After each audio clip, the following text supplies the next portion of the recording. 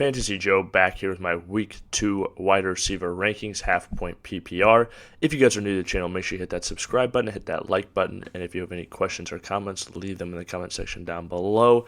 Drop a ton of regular season content you guys want to stick around for to help you win those fantasy football championships, so make sure you hit that subscribe button. Do my takeaways, buy lows, sell highs, rankings, waiver wire, all the in-season stuff you need, so hit that subscribe button. Let's talk wide receiver Week 2 rankings. So number 1, I've got Tyreek against New England. Don't really know how you slow down Tyreek at this point. He's just so fast, and he's getting utilized so well and at such a high volume. Just a great play each and every week, and has so much upside and safety. It's a great combination.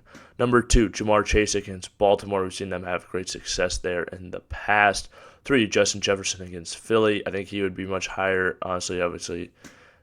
Him at 3 just seems a little low, but Philly gave them some problems last year with that Darius Slay and just Kirk Cousins in that matchup in general. They have a ferocious defense. 4, Stefon Diggs against Vegas. I think he balls this week. A.J. Brown against Minnesota, the same. I think they'll have great success on Thursday night. 6, Amon-Ra St. Brown against Seattle. I think he's just going to be a problem this entire season, but especially these first 6 weeks with no Jameson Williams. 7, Calvin Ridley. Another thing with Amon-Ra St. Brown, I do think it helps him as well. It seems that they seem to be bringing Jahmyr Gibbs on slowly. 7, Calvin Ridley against Kansas City. I am bought in on Calvin Ridley. He was one of my league winner wide receivers. This is exactly why we're seeing that he is a league winner, and he's going to have great success this year against in this Kansas City matchup. I love. Don't see them slowing them down, and I think they're going to need to score some points. 8, Davante Adams against Buffalo.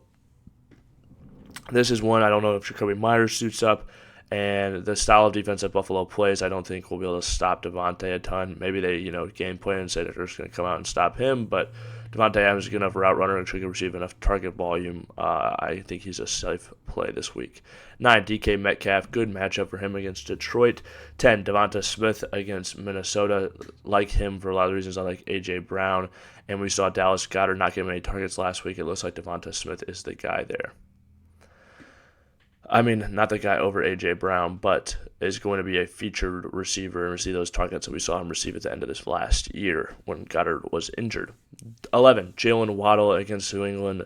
Another guy, he's just so fast. I'm not really worried about the New England matchup with either of them. Yeah, it might limit them a bit, but I still think they're going to have good weeks. And they're those type of players where they might only have 5 receptions, but one of them might be for 70 yards and a touchdown. So you're rolling them out there with confidence. 12, Chris Olave against Carolina. Olave is an absolute stud, and I don't see Carolina slowing him down. 13, CeeDee Lamb against the Jets. Just a tough matchup for CeeDee. I think that's the only reason he's so far down, but I like CeeDee rest of season. 14, Keenan Allen against Tennessee. I think this is going to be a good game for Keenan and that entire offense there, especially the pass catchers. 15, T. Higgins against Baltimore. I think he'll bounce back from that goose egg and have a good game against Baltimore. 16, Amari Cooper, another guy. I think the weather affected that game a lot more than people realize. Good matchup for him against Pittsburgh, and I think he could be due for a big one. 17, Mike Williams, Tennessee. Again, good matchup for him. Same thing with Ayuk. These next 2 guys, Ayuk and Mike Williams, good matchups. Potential for big outputs for them. Mike Williams, I think he'll just be used more and more down the field. I think they'll have more pass attempts than they did in week 1. And Ayuk, obviously, he had great success, and then I'm not scared of this Rams secondary. 19, DeAndre Hopkins against the Chargers received 13 targets in week 1. Nobody in the Chargers secondary really scares me. Obviously, they've got Derwin James, but his coverage skills I don't think will be what stops DeAndre Hopkins. 20, Christian Watson. Don't know if he suits up for this one, so if he doesn't, you're not playing him, obviously, but plays Atlanta. If he is healthy, I am putting him on my lineups. 21, Garrett Wilson.